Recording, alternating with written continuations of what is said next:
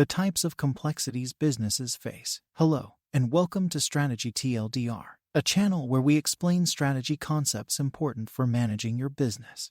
In this episode, we focus on the types of organizational or institutional complexities that businesses face and how to tackle them.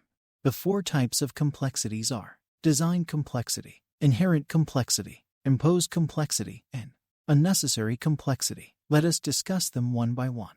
The first type of complexity is design complexity. This type of complexity is what the organization created for itself when it made choices about the products and services it sells, the channels through which it sells, the business model that it chose, and so on. So, it is something that they designed for their business. No one forced it on them. This applies to both for-profit and not-for-profit organizations. If Apple chooses to sell to high-end customers at a higher margin and not service the lower end, but larger global market, then that is a choice it made. Consequently, it may not generate high revenues from developing countries. But Samsung makes and sells high-end, mid-range, as well as budget phones across the world. So, all the complexities of making, distributing, and servicing them across the world are what they chose and designed. Similarly, not-for-profit organizations like the International Red Cross and Doctors Without Borders make the choices to rush and serve in some of the most difficult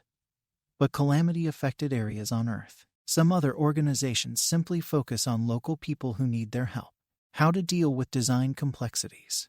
Organizations can remove or simplify some of these complexities, but then this may impact their business models and control systems. For example, if Samsung wants to simplify their large portfolio of mobile phones and eliminate low-cost, low-margin mobile phones, then it will affect their overall revenue. The second type of complexity is called inherent complexity. As the name itself implies, it is the nature of the business or intrinsic to it. Simple examples are the differences between selling to businesses and selling to end consumers. Business customers are often quite knowledgeable about the products and components they buy. They have a team or a committee looking into important and high-value purchases. They look closely at product specifications and may put them through some comparison tests with competitors' products to evaluate the performance. After all this, they may negotiate hard on price. While some companies thrive in such markets, some other companies find it challenging to please business customers. But that is the inherent complex nature of that business. For the latter group, the only choice they will have is to exit the business markets and focus on consumer markets. Some companies, on the other hand, may not like the inherent challenges of the consumer market. The pharmaceutical giant, GlaxoSmithKline, or GSK, recently chose to focus on their pharma business and exited their multi-billion-dollar consumer product business that included the brand Horlicks, a popular malt drink, in South and Southeast Asia. They sold their consumer business to Unilever, that has a strong presence in consumer markets in these regions, and wanted to expand its portfolio. In short, if an organization does not like the inherent complex nature of a part of its business, the choice it has is to exit that portion of the business.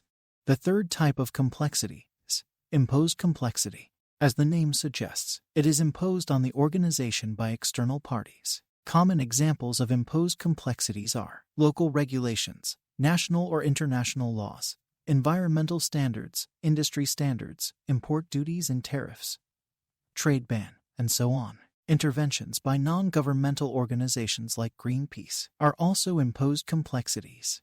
In most situations of this nature, companies will have to comply with the laws and standards imposed on them if they want to continue in that business. In some countries, they can go to the court and challenge the laws or seek exemptions. Or in some other countries, they can lobby and rally the opinions of the legislators and the public in their favor. But, as long as they are the laws of the land or the standards of the industry, they will have to comply. The consequences of going against the imposed complexities can be severe once a company is caught violating them. Volkswagen Dieselgate is an example of the consequences the company faced when caught for not complying with the emission standards and the laws of the country. The last type of complexity is unnecessary complexity. This complexity originates when the needs of the organization and the processes supporting it are misaligned. Unnecessary complexity can be easily managed. Once an organization identifies it, it will be a good practice to periodically identify if some of the old processes are still relevant to the current needs of the organization. If they are not, they should be modified or even eliminated. In closing, one can say that if the complexity is within the organization, reduce, restructure, and manage. If the complexity is in the environment, then the organization should adapt and be flexible. In fact, they should align with the new environmental complexity to continue to operate successfully. For a more detailed discussion on the topic, I would strongly recommend the article, Putting Organizational Complexity in Its Place by Birkinshaw J. and Heywood S. in McKinsey Quarterly, May 2010. In the other episodes in this series, you will learn how businesses can manage volatility and uncertainty.